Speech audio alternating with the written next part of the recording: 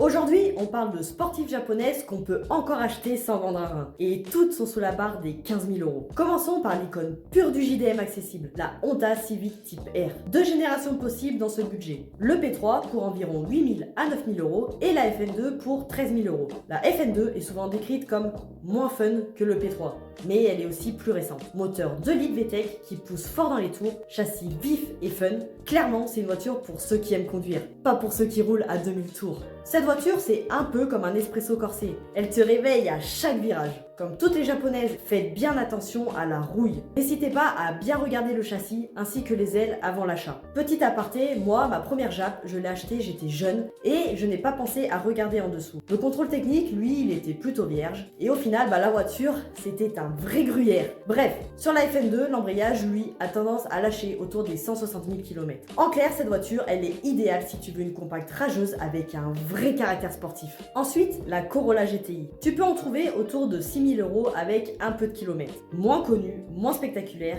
mais elle est très intéressante pour une première sportive japonaise. Elle possède un moteur Admo de 130 chevaux. Niveau performance, on est clairement en dessous des autres voitures de cette liste. Avant l'achat, méfie-toi des possibles modifications douteuses, parce que beaucoup ont été bricolées avec plus de passion que de budget. Bref, cette voiture, elle est super si tu veux une Jap rétro, fun et pas cher. On continue avec la légende du fun, la Mazda MX-5. Propulsion légère, 2 places et un châssis qui te donne l'impression d'être un pilote et ça même à 50 km/h. Tu peux en trouver facilement entre 6 000 et 12 000 euros selon l'année. En revanche, ce n'est pas une voiture pratique. Peu de coffre, peu de place et si tu mesures plus de 1,80 m, bon courage à toi. Avant l'achat, vérifie bien l'état de la capote et son étanchéité. En clair, cette voiture, c'est comme un kart mais avec un toit. Dis-moi en commentaire laquelle tu choisirais parmi ces 3 voitures et like la vidéo si tu veux une partie 2.